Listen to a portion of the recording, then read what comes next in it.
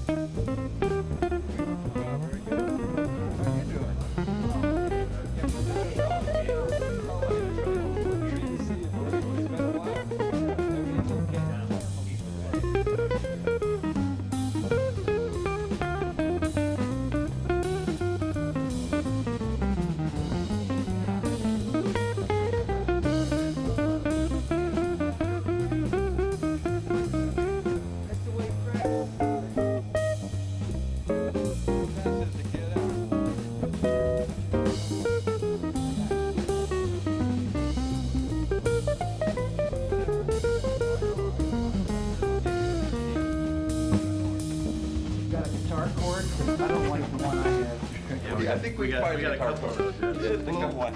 Oh, that's a nice I lost mine, so I took the one that was in the lane there. Great. Well, we'll get you. Actually, a half a pick. This is it. I've just never stopped doing it. It's like a security or something. I have to have a half a pick, you know. So I break them always in half and use them. Great.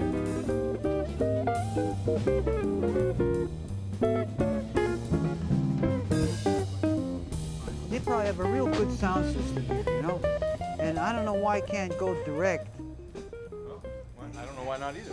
You know, and those are the speakers. And don't you have speakers out there? Yeah, I mean, and then they can just mix me. I like to be flat. As long as these guys can hear me, that's enough. I would like to try that. Okay.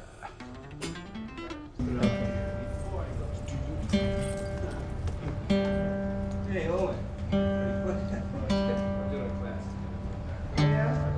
What class? Rock LPW. You got some reverb on there? Is that too much bass?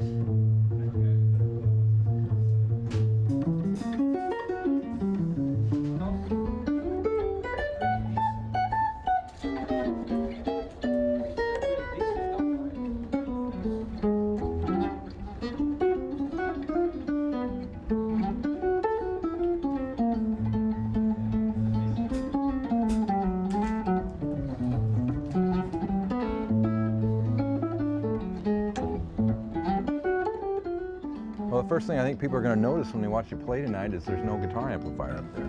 Yeah, I'm using a direct box, and I have been for the DI box for the last couple of years.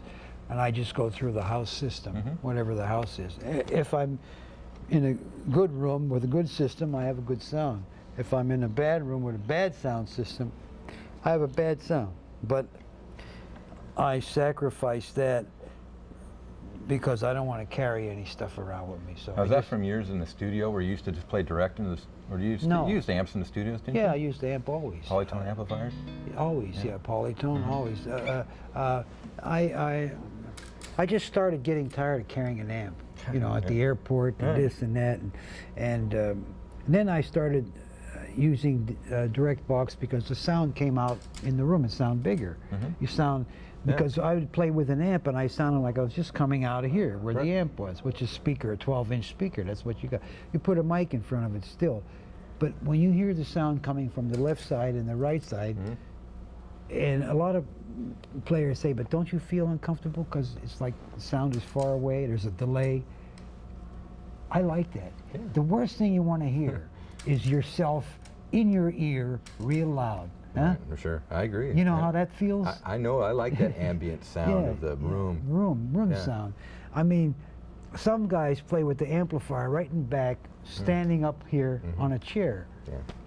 You could hear every glitch, every little, and who wants to hear that?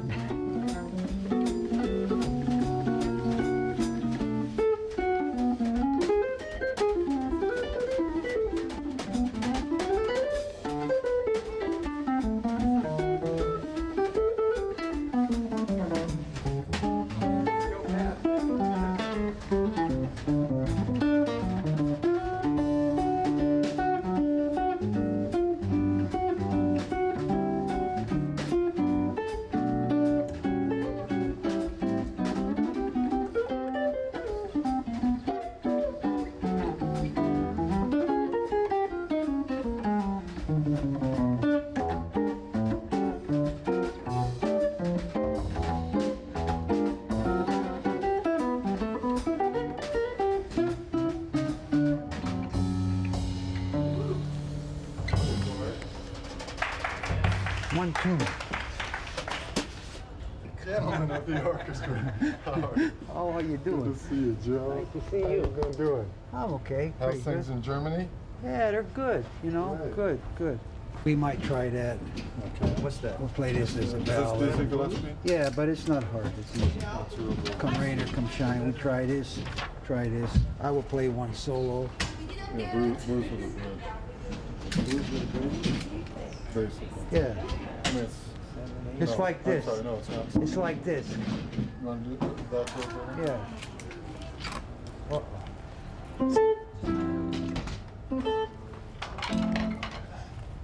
No, there's an intro, but I'm not going to play it because I don't remember it. That's a good reason why.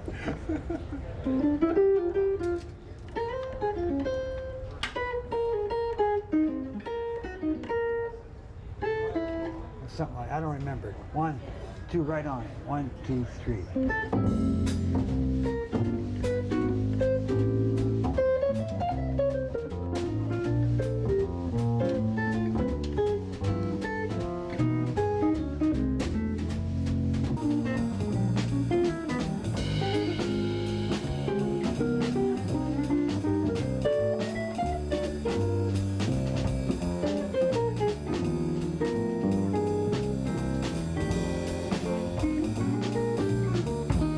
Okay, you know, the tag, yeah, the tag is in the first chorus And never. and the last chorus. And the last chorus. Yeah, it's a little Okay.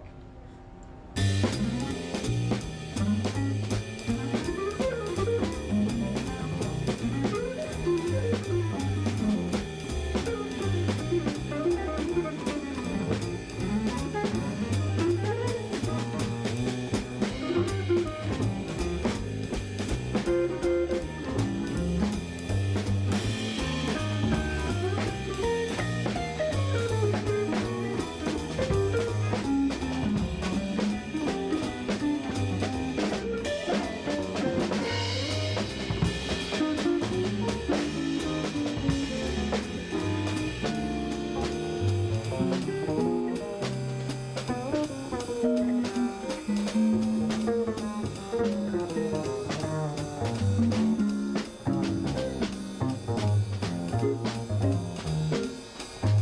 The plan is that we play, you're not playing just keeping time for me.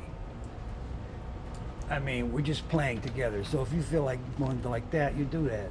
And if you know, and if I jump in on your, while you're playing, Yeah, that so, was so nice what, what you you know? did with it, Yeah. yeah. I mean, I don't want like a rhythm section, just like playing time for me and waiting for your solo, you know? Yeah. Like the other guy.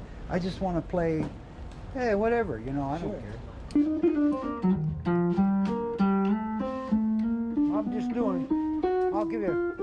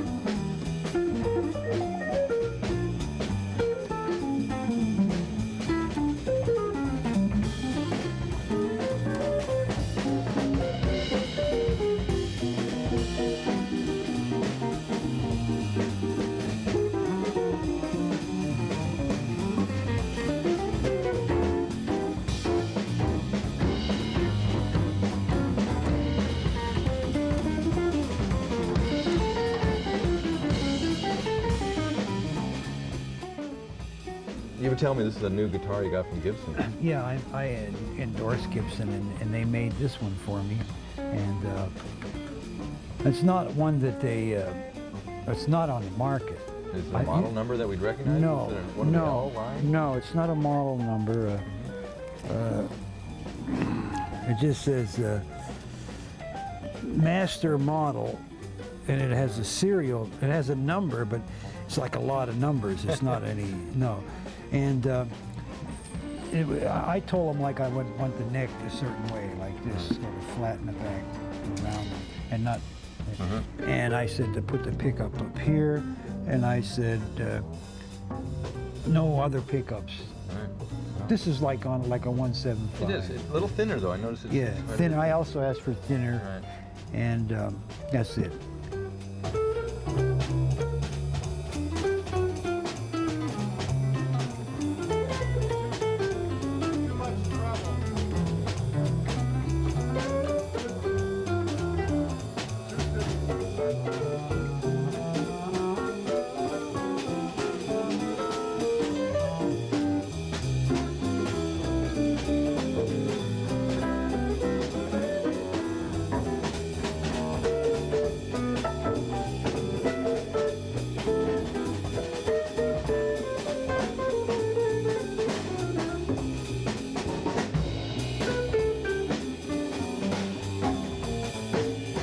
I lowered the action because I play solo and I play with my fingers. But now I'm playing with these guys. That means I have to play. I have to play harder, you know. I have to dig in. And when the action is low, it's like. But doesn't it feel harder to play now with No, an no. action string guitar? No. Better.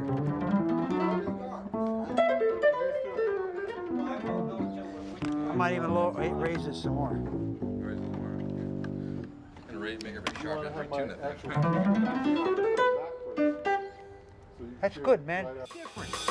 I mean, man, is it hot up here? I quit. Boiling I hot up quit. here. There's a little Jeez. stuff to Give me drink. a break. You have any diet? We got all kinds of stuff. Becky set you up back here. Where's Becky? I haven't seen Becky in a long time.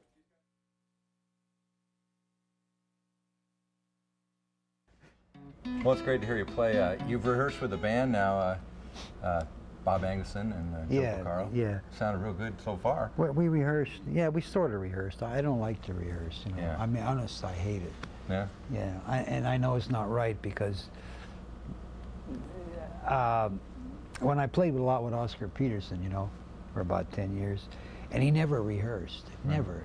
We had one time got together and just ran down a few tunes in his house. And ever since then, we never, it was just like, he would call tunes and just play them. Sometimes he wouldn't even tell you what they were. But the point about it was that I don't know why he didn't rehearse. So I got that habit from him. But I've never been a one to rehearse.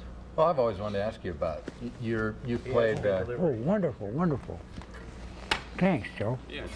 I mean, you've always played a combination of solo guitar playing, in fact, a lot of solo guitar playing. It's funny, here's my two favorite solo guitar players here. That's Joe Diori over there, if we get a shot of Joe, Yeah. and Joe Pass. I mean, Yeah. between these two guys, I don't think there's a drummer bass player alive that needs to play with them. But have you always played solo guitar? Did you start years ago, back in the 50s, 60s? Yeah, you know, I mean, I try to figure out how I did it. But anyway, when I was very young, my father used to call me down when he had guys sitting around drinking wine and playing cards with him and that.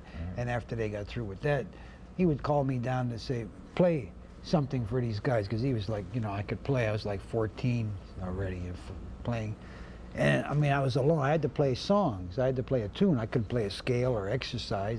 So I started playing little Italian songs. And then at one period in my life, I was alone. I was the only guy that could play, anyway.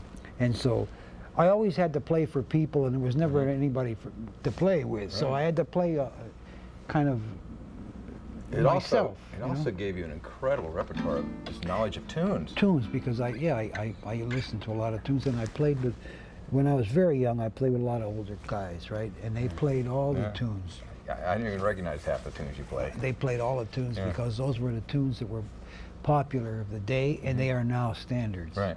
You know, so I was playing Body and Soul, and Begin to Begin, and Night and Day, and I was 13 years old. Those were the tunes that everybody played. And you started by just learning tunes. Yeah. Did you learn the chords and the melody, or Well, just the melody? I learned just from playing with other people, and I learned because my father would always say, "Play something," you know. And he was tough, you know. He didn't play anything, but I had to play something. And every time I played, he would say, "Fill it up, fill it up," Oh. meaning like don't leave any space. Right.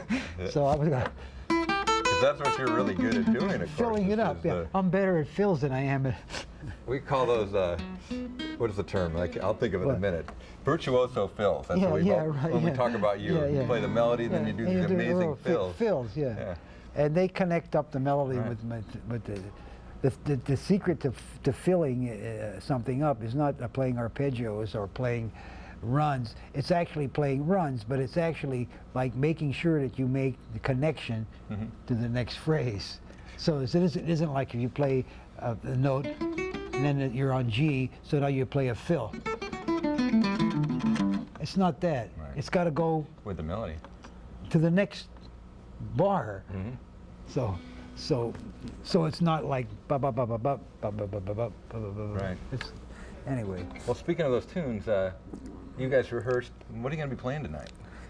I can't tell you. You're going to just call some things off the top of your head? Yeah, yeah, yeah. That's kind of the way it is, isn't it, in jazz?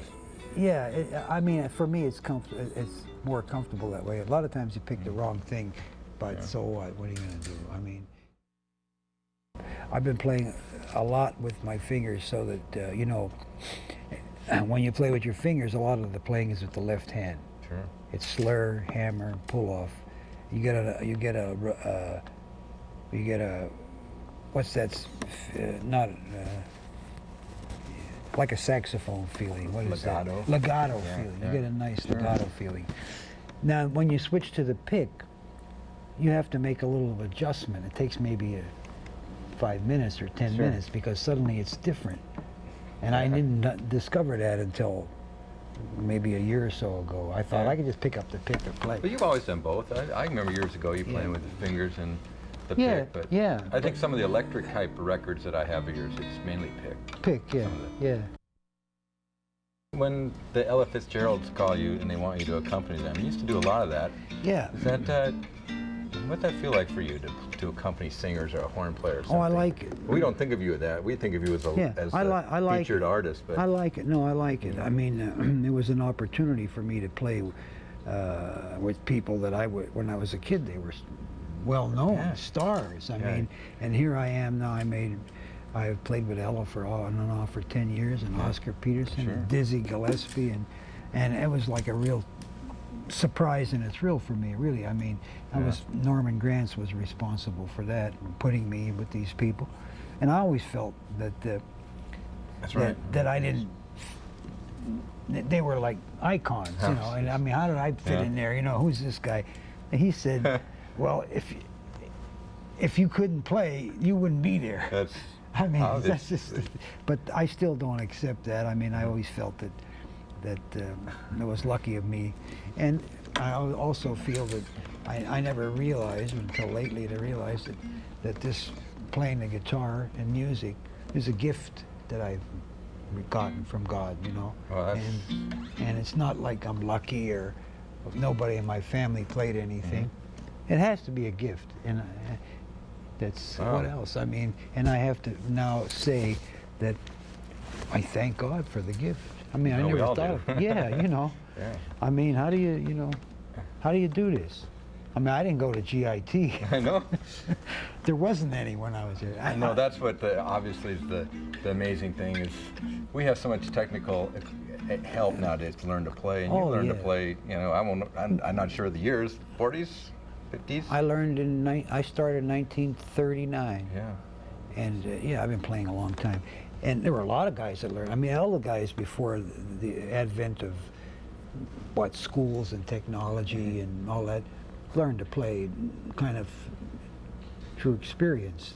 Most of them. I mean, I had some books. I had like a Nick Lucas book, Yeah. and I had a classical book called Carcassi Method, which was a very good book. But I could only go about 30 pages, and then it got hard.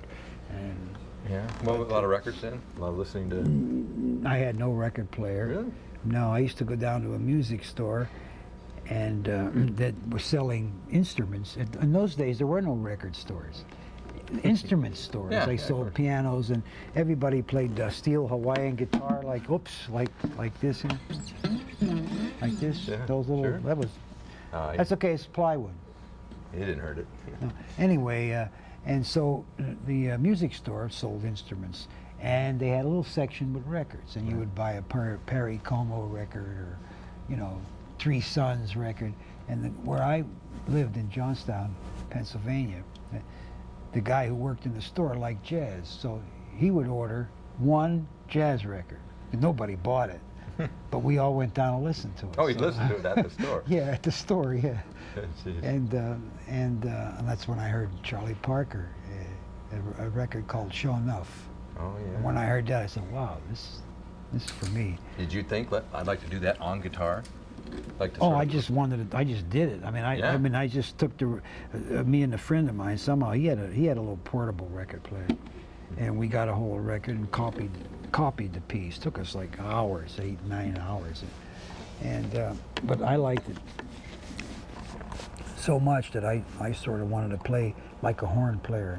So I avoided all kinds of guitar cliches. I mean, I never played, Yeah. and I never did, and I never did any Charlie Christian. You really did? You Never, did. Did never. you ever see him play or meet him? Or No, anything? no. Yeah. I never copied anything that Charlie Yeah. Christian played. I can't play any of his solos. I don't know how they go. Yeah. But I know some of the charts, you know. Sure. And I never copied any of Django Reinhardt's, though I had heard him, and I knew. But I copied Charlie Parker, and I copied. Do you remember how you actually did it? Do you remember sitting with a record player Yeah, and putting what's that with a needle on record? and Oh yeah. you'd take it off real quick and try to emulate it?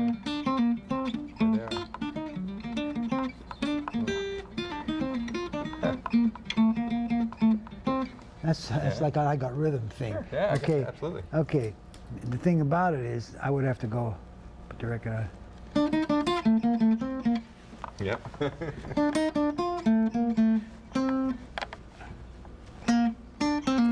It took us hours. Did you I know mean- the changes to the tune first? Yeah, Always? yeah, I could hear. I Yeah. could hear the changes, and I listened a lot to bass players and piano players. And if I heard harmonies on a certain tune that I liked, I would find out what it is, you know. And I did that. So, and I listened a lot to Nat King Cole, because when I was growing up in the music, he was the biggest trio around, the Nat King Cole Right. trio. On the jukeboxes, on the radio, you heard Nat King Cole, Sweet Lorraine, Straighten Up and Fly Good Right. piano player. Great piano player. He was a teacher for all the guys that came after him. He would have been, he was, but he had Oscar Moore and Irving Ashby. He had bass and piano. Everything they played was complicated. I mean, it wasn't like, okay? So if you wanted to play Sweet Lorraine, you had to learn a lot of chord changes. It wasn't like 3 chords, you know. But if you turned the radio on, that's what you heard. We were talking about some piano players, and I guess you played all those years with Oscar Peterson, and me being a music teacher here at this school, we're always dealing with, all the students are always hot to learn to want to burn, play a lot of notes, but Yeah. we also emphasize a lot of rhythm guitar playing and playing chords. But the problem occurs, like, what do you do when you're playing with a piano player? You have been in a lot of situations Yeah. with a piano, and you're both sometimes comping for a singer. I get that question. I know you do. all the I know, time. and it's the There's no obvious answer question. to that question, actually. I mean, And you do it well because you are smart, right? You listen. you have to listen. Yep. That's all. You have to listen and never play any big fat 6-string chords until it's the end of the song. Yeah. You know. What did And- Oscar Peterson have to say about it? Well, he liked guys that went, you know, Just like almost keeping chung, time. chung, chung, chung, Right. like Freddie Green. He liked that, but I don't do that, and I never liked it. And I think it's not good to do on electric guitar. Yeah. because it's a muddy sound. So I just calm. Fortunately for me, Oscar and I come out of the same harmonic bag because we play from the same music, the music of our time. So, and I know the harmonies I play are pretty similar, almost identical with the harmonies that he plays. Yeah. So I don't have a big problem there. But I always tell a student, if you're playing with a piano player, wait for the turnaround. First of all, don't play any big 6-string chords. Play inside chords. Play chords that are neutral, notes that are neutral for a while, like this. Okay, that could be C, that could be G7, that could be an F, that could be a lot of things. Could be E, it could be A, little couple things. And then when you know the chord is going to be C, you put a nice chord on, okay? So you watch, you play inside and 2 little note chords, you know, until you hear it. And then wait for, because every keyboard player and every harmonic player has their own, what they like. Some guys like, some guys like, some guys like, some guy like, I mean. Do they do it the same consistently? Yeah, on every song they play. So you learn. You say, you know the pattern. Some guys go chromatic, some guys like a lot of raised 9, some guys like E minor 7 to A7, and the guys like E minor 7, flat 5. If you listen to when the turnarounds come in the song, you hear what the guy likes, because that's where he does all his stuff. That's like a little clue. It's not a big deal, but makes sense. But now when you're soloing, though, you're gonna play on it.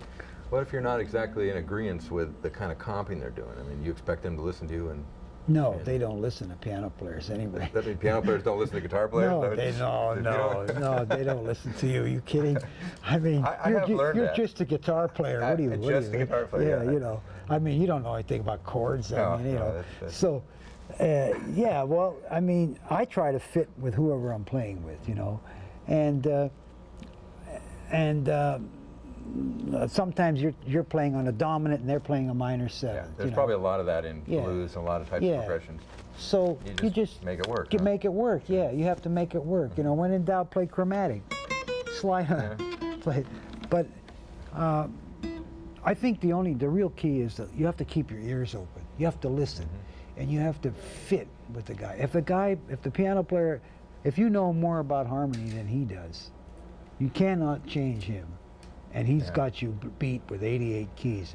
So the thing for you to do is to make something out of what he does. Make him sound good. Then you'll have fun, and so will he, you know.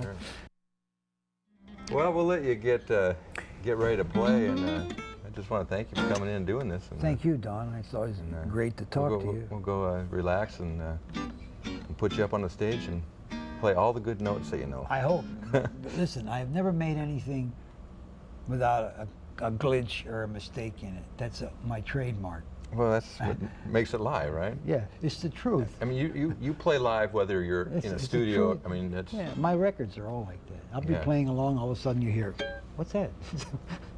Guys have copied it. Yeah. Right. Yeah, honest, I'm telling you. I understand.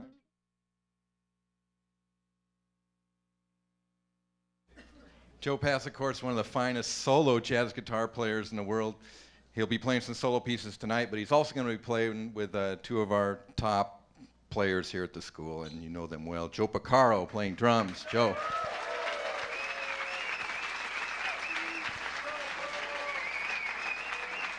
And playing the big, tall, upright bass, none other than Bob Magnusson. There he is.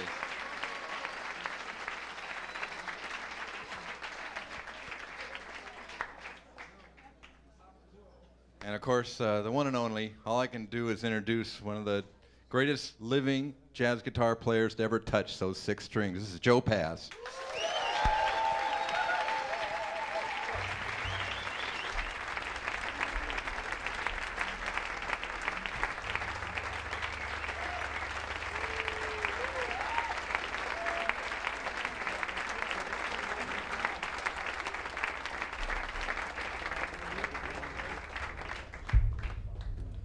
What did he mean?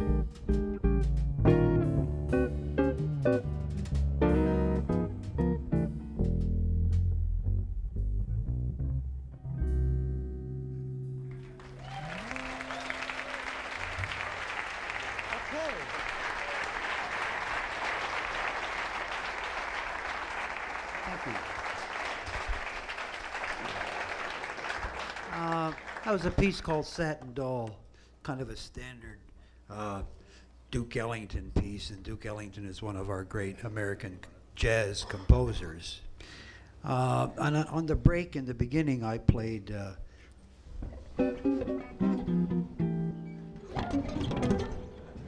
That's for all you fast guitar players. I'm only joking. Only joking.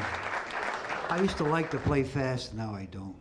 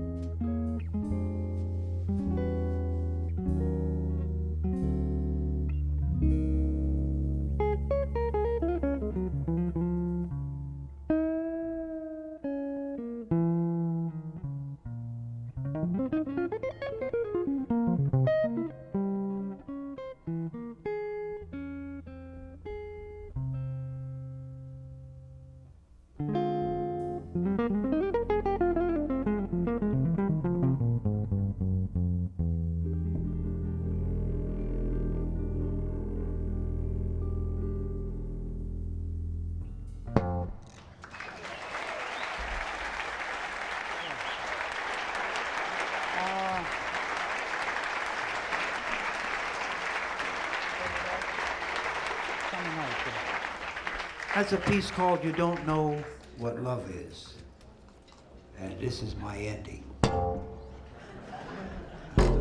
That's something I learned from the rock bass players.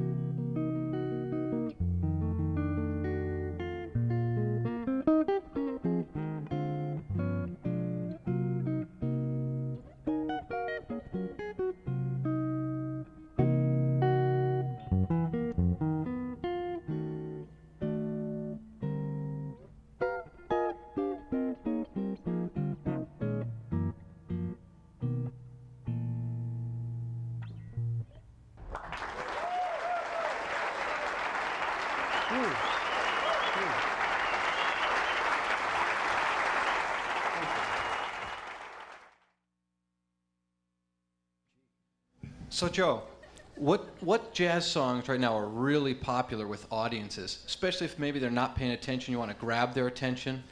Well, I mean, I don't know. There are a lot of standard songs that are popular with audiences. Generally, wherever I play, in festivals or clubs, you always have people that ask for Misty, or Stella by Starlight, or Wave, or Giant Steps.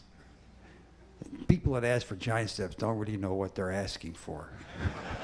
You know, they just heard the name Giant Steps, so they say, yeah, Giant Steps. Hey, play Giant Steps. It's like some kind of a test, you know, a contest, you know. So I play it as a waltz or bossa nova, so I don't have to work so hard. But they ask for the ones I mentioned, you know, generally. Very few ask for anything by Charlie Parker. They ask for songs from Duke Ellington. In Europe, they ask for more standard songs.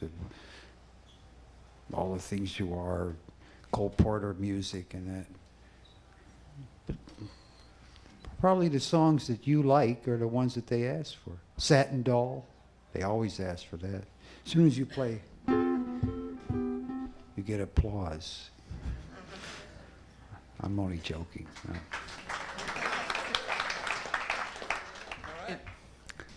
I played it because it is something that you sort of recognize. And I think one should play for the audience too. I mean, you don't have to play down to them. But you can play a cowboy song and improvise on it and play good things. I mean, it doesn't have to be anything that's really complicated and difficult to communicate. So I think you should play with the ear towards the audience.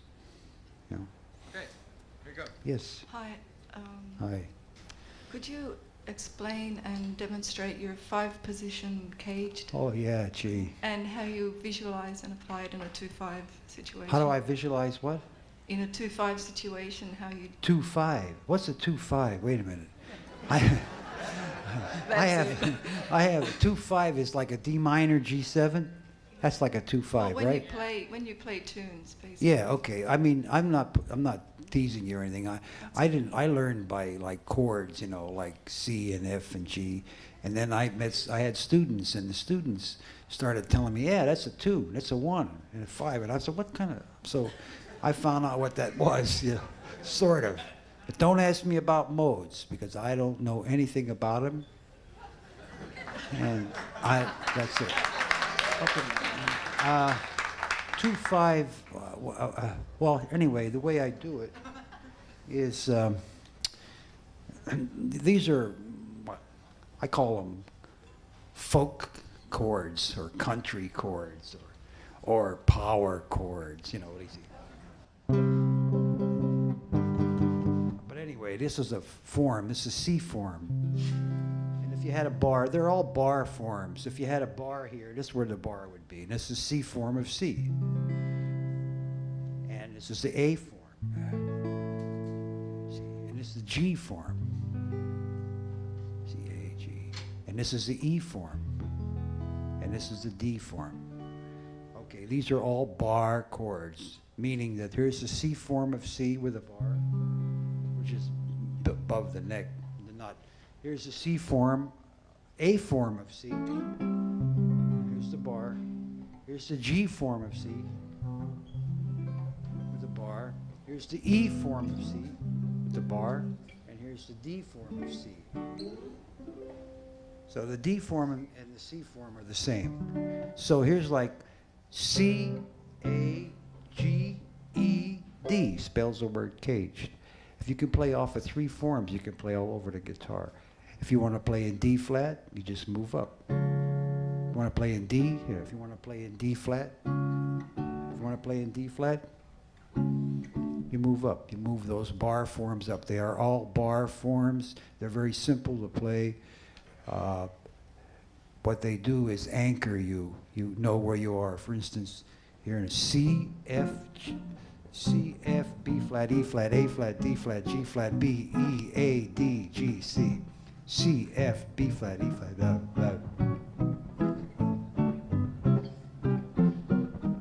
You could play in every key in one place. And you can play minors and majors and everything in one place using the bar forms. They're sort of like anchors. They're sort of like give you a picture of the neck.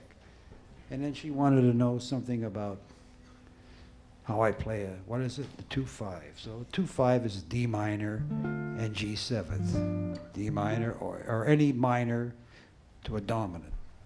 First of all, I'll tell you, if I have a 2-5, forget the 2. You don't need it.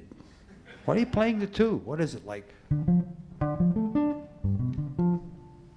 If you played a 5, that got the 2. Here's the scale for the 5. It's a G7th. Here's a scale for the 2. It's the same scale, different note. So I found out a long time ago that, or I don't know how I found out, I just did it. I don't know what I don't remember. But anyway, don't have to think about the 2. Don't think of it as separate, 2 separate chords. It's just a 5 chord that counts. When you learn a song, you must learn the song really simple. You know, like if I play Stella by Starlight in the key of B flat, the first chord is A7. Second chord is F7. The third chord is B flat 7. Next chord is E flat. Next chord is E flat minor. B flat. I mean major, minor, or dominant. You must look at chord changes really in the simplest way you can look at them. Don't complicate them in your mind like it's an E minor 7 with a flat 5, and then it's an A7 with a raised 5, and then it's a, I mean, you just, those things you hear and you play. But basically in your mind, the first chord is A7. But that's it. Not E minor, A7, even though that's what the book says. Could you give us some tips about chord melody? Yeah, chord melody, okay. Yeah, first of all, I keep the melody on the top strings, at least the E, B, or G string. It wouldn't make any sense to play a melody down here. Let's see, pick a tune like, what would be a tune? Misty.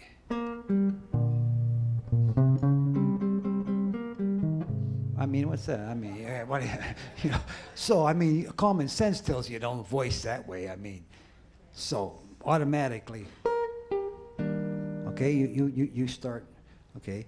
I play the melody, and I, as I say, I add color. You can go like this. You can go, or you can go.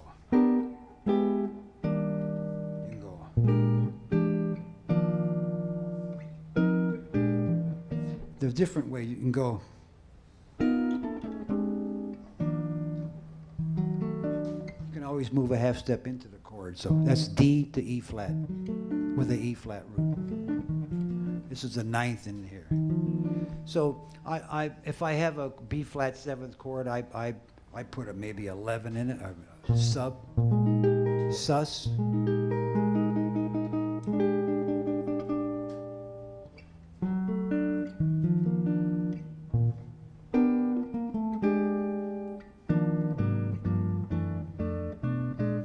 Too much.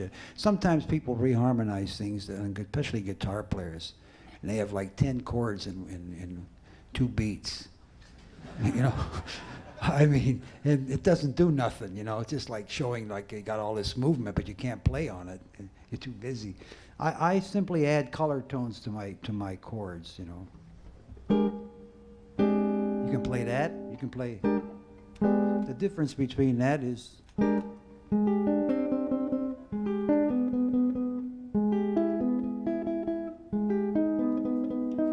Those are just added sounds. And you don't need a chord on every melody note that you play. You don't have to go.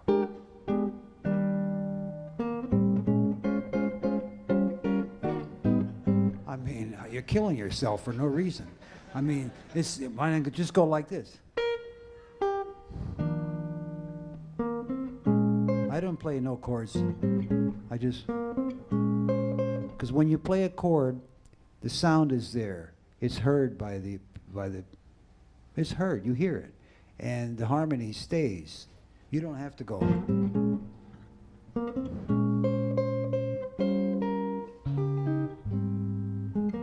You don't have to go. I mean, you make a lot of work. The object in playing guitar, solo, melodies is to make music and not to make hard work. I mean, you want to be free to be able to play and not to be free to try to see how hard you could make it, you know? And I always keep voice movements in my chords, voice movements. You don't play.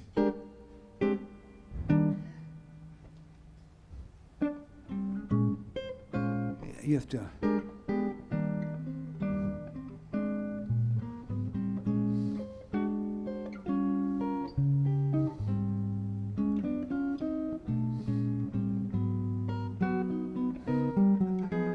That's a movement.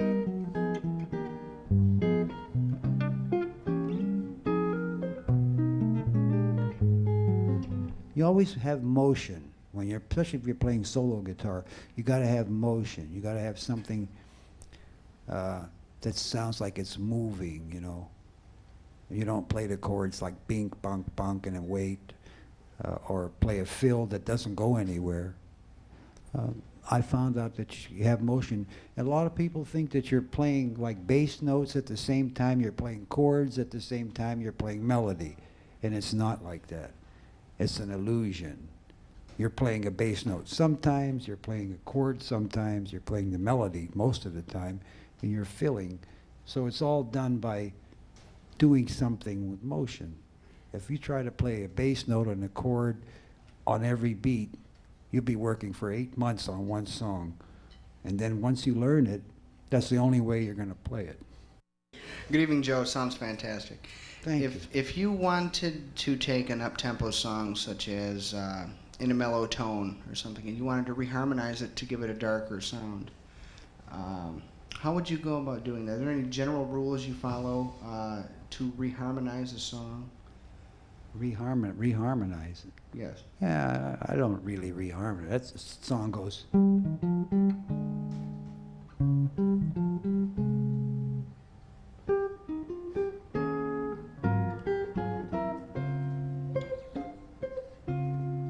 You can use certain forms to reharmonize it. You can go.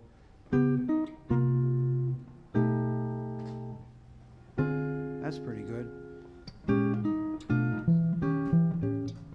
You can do substitutions. You can use.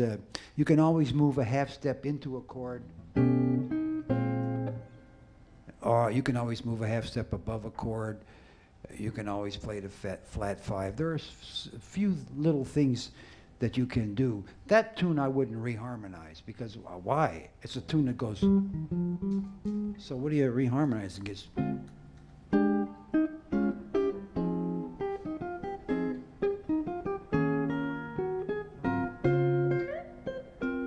I wouldn't reharmonize. I would play that tune just the way it goes. It's kind of a swing tune, you know, unless you were going to play it as a real slow ballad or something. Yeah. But I don't really reharmonize tunes. I add color tones to my chords. If I have a 9th chord, or if I have a dominant 7th chord, I don't play a dominant 7th chord. I don't play, see, that happens to be here.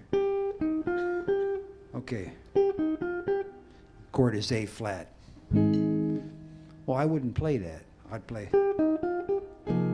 some 6/9 or a 13 or a 11 or something. I would not play the simple chord. I will always add a color tone, a 9th, a 13th, a raised 9, a flat 9, and I also try to harmonize by keeping a voice movement in my chord.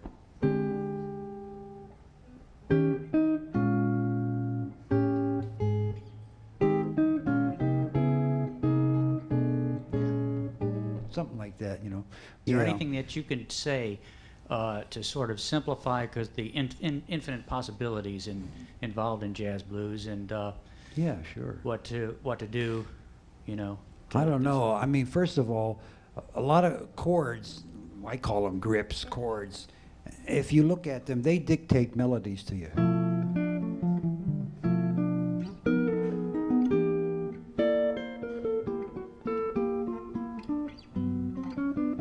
I mean, certain.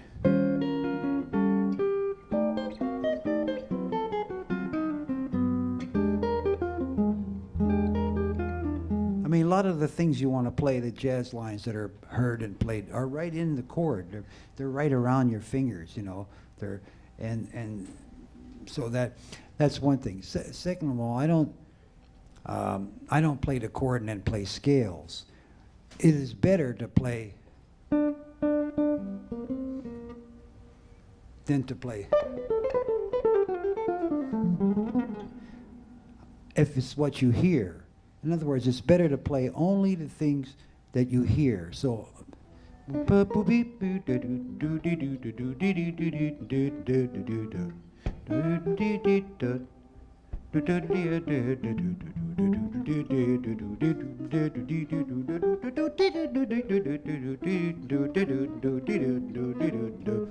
I hear that, so I play that, okay? But you can do tricks like it. Yeah, why don't I go 3 frets across, or why don't I go, or why don't I go, yeah, I mean, don't let the guitar play. You're the one that's supposed to be making the music. So it's better for you to play.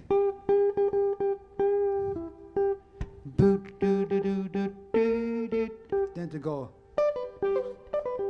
go. I mean, it's something that you learned, like a scale or a run or a lick or something, because if you try that, it never fits anyway. Never fits. You're always off by some fraction of a second, and it's uncomfortable. And so nobody cares how fast you play. You have to communicate what you hear and feel, like a blues singer sings or something, you know. I mean, that's what it is. So it's better to play less notes, but only what you hear. That's why you should be able to hum or sing what you play. If you don't hum or sing what you play, you'll never be able to remember what you played. I have a little test about that, but there's no guitar player here with a guitar that I could test. But, so anyway, but I play substitute changes, passing changes, and but I play lines that I hear, the blues.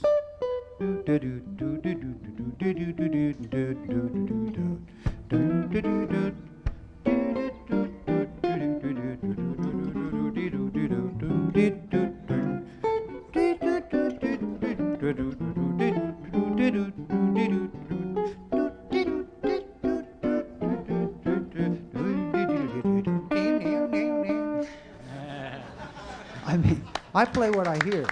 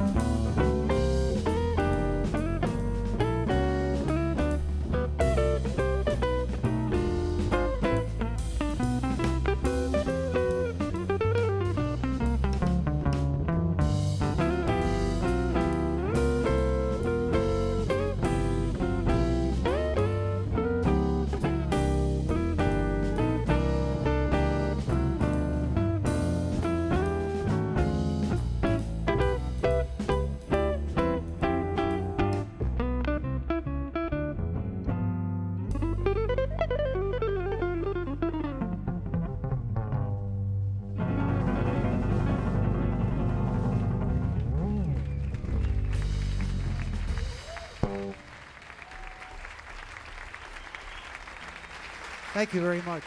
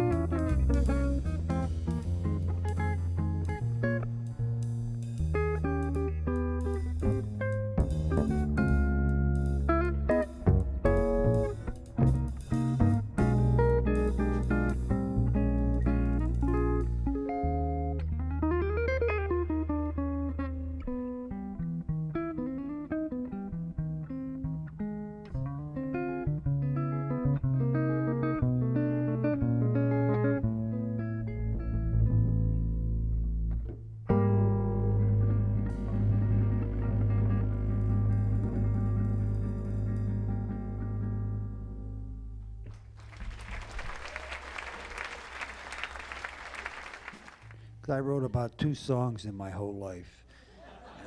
And this one I wrote about a week ago. It's very simple. It's not giant steps.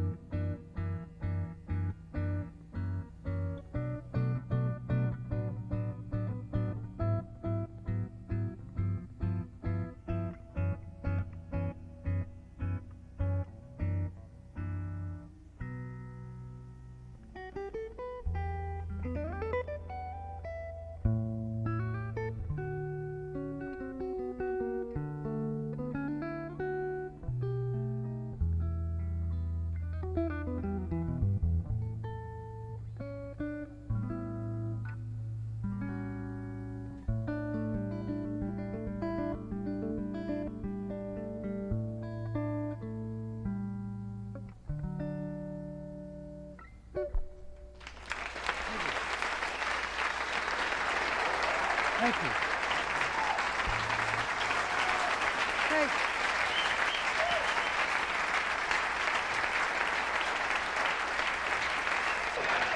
Yeah. Bob Magnusson and Joe Porcaro. All right, you guys.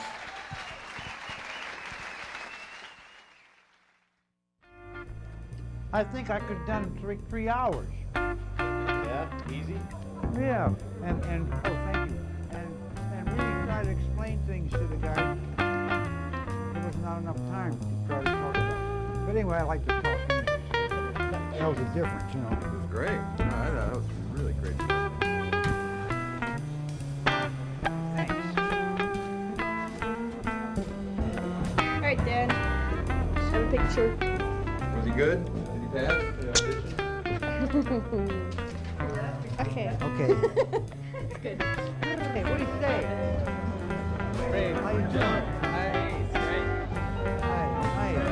Hey, I have nothing wrong. I like guitar players, you know.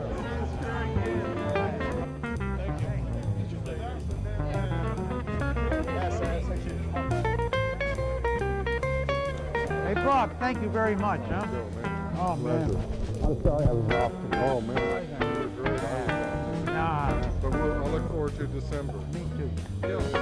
Thanks for having me. Oh, I'm glad. Thank you. And we got plenty. We got plenty. Oh yeah, I of hope views. so.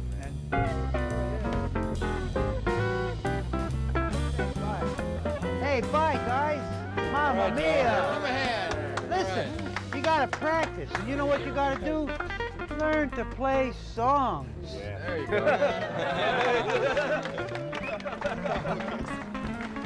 Can't get no girls playing scales.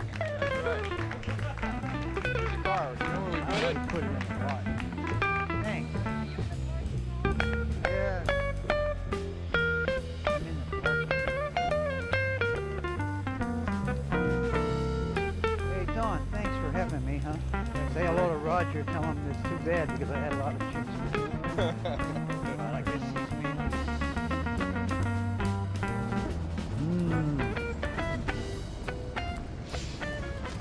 Okay, That's it.